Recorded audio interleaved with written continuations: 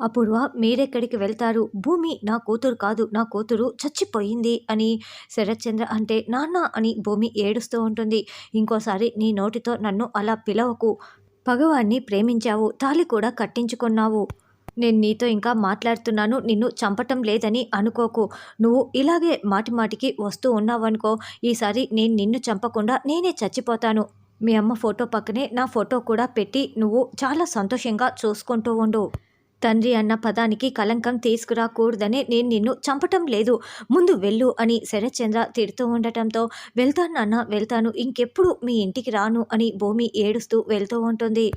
తర్వాత ఆ rowdy last చుక్కను కూడా వదలకుండా మందుని నోట్లో నాలుకపై పోసుకుంటూ ఉంటాడు.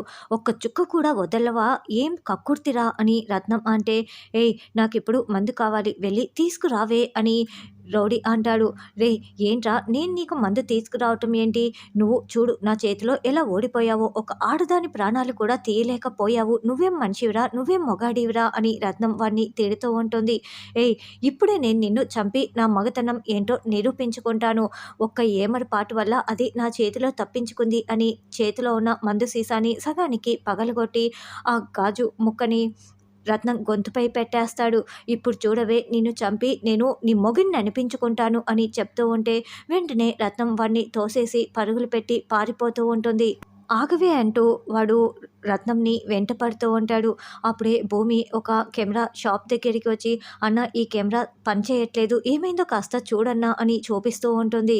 అమ్మ ఈ కెమెరా కింద పడి ఏదో పని చేయకుండా అయిపోయింది, రిపేర్ చేయటానికి కాస్త సమయం పడుతుంది అని అతను చెప్పడంతో, అన్న ఈ కెమెరా నాకు చాలా ఇంపార్టెంట్ అన్న, మీరు తయారు చేసి ఇవ్వండి అన్న ఇప్పుడే అని భూమి అంటుంది. చూడమ్మా ఇది చాలా పాత కెమెరా, స్పేర్ పార్ట్స్ దొరకడం కూడా చాలా కష్టం, కాబట్టి రిపేర్ చేయటానికి చాలా సమయం పడుతుంది అని అతను అంటాడు. అన్న ప్లీజ్ అన్న అని భూమి బతిమలాడుతూ ఉంటే, చూడండమ్మా నేను తప్పకుండా తయారు చేయిస్తాను, కానీ కాస్త సమయం పడుతుంది కదా అని అతను చెప్తుంటే, సరే అన్న నేను అడ్వాన్స్ పేమెంట్ చేస్తాను, రిపేర్ అయిన తర్వాత నాకు కాల్ చేసి చెప్పండి అన్న అని డీటెయిల్స్ ఇస్తుంది. అలాగేనమ్మా నేను తప్పకుండా కాల్ చేస్తానని అతను ఆ కెమెరాని రిపేర్ చేయటం మొదలు పెడుతూ ఉంటాడు. తర్వాత భూమి ఆటో దగ్గరికి వచ్చి, అన్న వస్తారా అని అడుగుతూ ఉంటే, 300 అవుతుందమ్మా వస్తానని అతను చెప్తూ ఉంటాడు. సరే అన్న అని ఆటో ఎక్కపోతూ ఉంటే, అప్పుడే రత్నం పరిగెత్తుకుంటూ వచ్చి, మేడం మేడం వాడు నన్ను చంపాలని చూస్తున్నాడు, కాపాడండి మేడం అని భూమి వెనుక దాక్కొని కేకలు పెడుతూ ఉంటుంది. అయితే ఆ రౌడీ భూమిని గమనించేసి పక్కన దాక్కొని ఉంటాడు. అక్కడ ఎవరు కనిపించట్లేదే, అసలు నువ్వెవరు అని భూమి వెనక్కి తిరిగి చూడగానే, ఏయ్ నువ్వా, మా అత్తయ్య ఇంట్లో ఆ అపూర్వ పెట్టిన పని మనిషివి నువ్వే కదా, ఏంటే ఇప్పుడే నిన్ను మా నాన్న దగ్గరికి తీసుకువెళ్తాను, ఆ కెమెరా గురించి అపూర్వ గురించి బయలు చేస్తానే అని భూమి అంటే, మేడం నన్ను వదలండి మేడం, మీరేం మాట్లాడుతున్నారో నాకు అర్థం కావటం లేదు అని రత్నం అంటుంది. వెంటనే భూమి ఆ రత్నం చెంపలు చాలాసార్లు పగలగొడుతుంది. ఏంటే మా నాన్న నీ నుదుటిపై రివాల్వర్ని గురి పెట్టేస్తే అప్పుడు నిజాలు వాటంతట అవే బయటికి వస్తాయి అని మళ్ళీ రత్నం చెంపలు పగలగొడుతూ ఉంటుంది. మేడం ఆ అపూర్వ మీ నాన్న ఆ కెమెరా వాటి గురించి ఏవి కూడా నాకు తెలియదు మేడం, నన్ను వదిలేయండి మేడం అని రత్నం నాటకాలేస్తూ ఉంటుంది. ముందు మా నాన్న దగ్గరికి పదవే, అన్ని నిజాలు కక్కేస్తావు అని భూమి చాలా బలవంతంగా రత్నం చెంపలు అలా ఒక 10 సార్లకు పైగా పగలగొట్టేసి బలవంతంగా ఆటో ఎక్కిస్తూ ఉంటుంది. అయితే అప్పుడే రత్నం భూమిని తోసేసి పరుగులు పెడుతూ ఉంటుంది. ఇదంతా ఆ రౌడీ చాట్ నుంచి గమనించుకుంటూ ఉంటాడు. భూమి అసలు వదలకుండా ఏ ఆగవే అంటూ వెంట పడుతూ ఉంటే, అప్పుడే దారిలో కారు ఆపుకొని ఫోన్ మాట్లాడుతున్న ఎస్పీ సూర్య భూమిని చూసేసి, భూమి గారు ఎక్కడికి అలా వెళ్తున్నారు, పరుగులు పెడుతున్నారని ప్రశ్నిస్తూ ఉంటే, మా అత్తయ్యపై అటాక్ చేసిన ఆ రత్నం తప్పించుకు పారిపోతోంది అని చెప్పటంతో, అవునా ఇంకా ఏంటి అలా చూస్తున్నారు, రండి కారు ఎక్కండి వెళ్ళి పట్టుకుందాం అని ఇద్దరు కారులో వస్తూ ఉంటారు. అలా రత్నం పరిగెడుతూ ఉంటే ఎస్పీ సూర్య కార్ని అడ్డుగా తెచ్చి పెట్టేస్తాడు.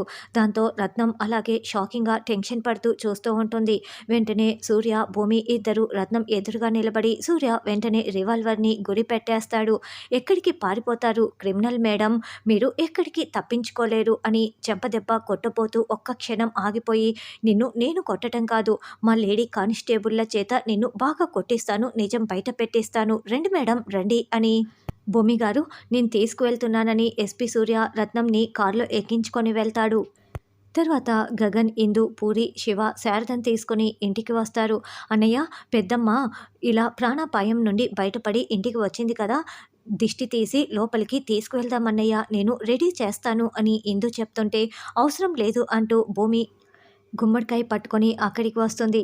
నేనున్నాను కదా ఈ ఇంటి కోడల్ని, మా అత్తయ్యకి దిష్టి తీయటానికని భూమి నవ్వుతూ చెప్తూ ఉంటే, ఏం అవసరం లేదు, ఒక దిష్టి బొమ్మ దిష్టి తీయడం నాకు అస్సలు ఇష్టం లేదు అని గగన్ అంటే, రే ఏంట్రా ఆ మాటలు, నా కోడల్ని పట్టుకొని అంత మాటలంటున్నావు, నా కోడలు బంగారు బొమ్మ ఎంత అందంగా ఉందో చూడు అని శారద భూమి చెంప నిమురుతూ చెప్తూ ఉంటుంది.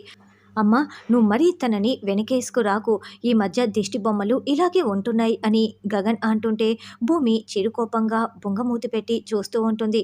అన్నయ్య, మరి ఘోరంగా మాట్లాడకన్నయ్య, భూమి చాలా బాగుంటుంది అని ఇందు అంటే, మీరందరూ దీన్ని సపోర్ట్ చేయకండి, ఇది అసలే తిక్కది, నెత్తికెక్కి కూర్చుంటుంది అని అంటూ, చూడు మా అమ్మకి నేనే దిష్టి తీస్తాను, నువ్వేం తీయని అవసరం లేదు, గుమ్మడికాయ ఇలా ఇవ్వు అని గగన్ తీసుకుంటూ ఉంటే, అదేం కాదు, ఈ ఇంటి కోడలుగా నేనే తీస్తాను, అవసరమైతే మీకు కూడా నేనే తీయాలి అని భూమి అంటే, ఏం అవసరం లేదు, ఇవ్వమని చెప్తున్నా కదా అని గగన్, భూమి ఇద్దరు ఆ గుమ్మడికాయని లాక్కుంటూ ఉంటారు.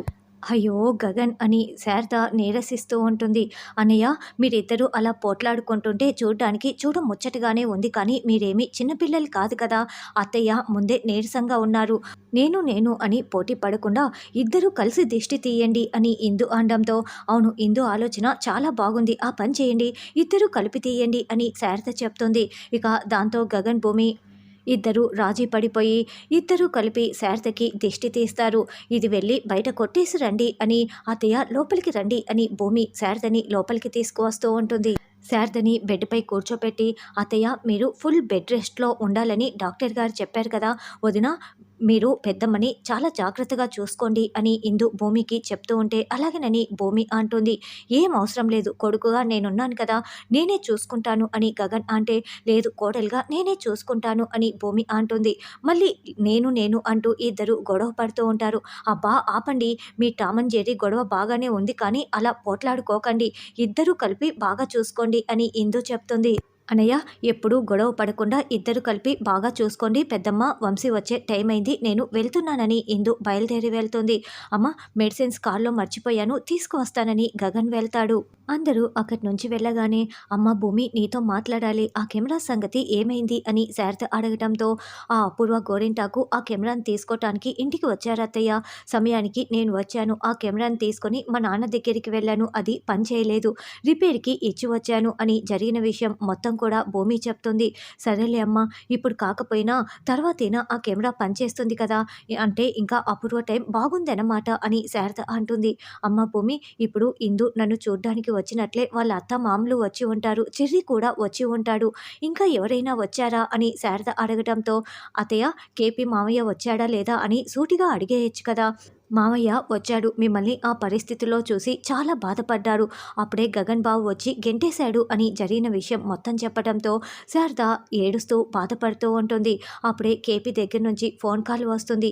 ఎలా ఉందమ్మా మీ అత్తయ్యకని అడగటంతో, మీకు నూరేళ్ళు మామయ్య, అత్తయ్య ఇదిగోండి మాట్లాడండి అని అంటే, వద్దు భూమి, ఏ క్షణానైనా గగన్ రావచ్చు, నేను మాట్లాడనని శారద అంటుంది. మీ అబ్బాయి రాకుండా నేను చూసుకుంటాను కదా అత్తయ్య అని ఫోన్ని చేతిలో పెట్టి డోర్ వేసేస్తుంది. గగన్ వస్తాడేమోనని ఇక డోర్ అవతల నిల్చొని గగన్ని ఆ గదిలోకి వెళ్ళనివ్వకుండా అడ్డుకోవటానికి అటు ఇటు తిరుగుతూ ఉంటుంది. అప్పుడే గగన్ మెడిసిన్స్ తీసుకొని వస్తూ ఉండటంతో భూమి కాస్త టెన్షన్ పడుతూ ఉంటుంది.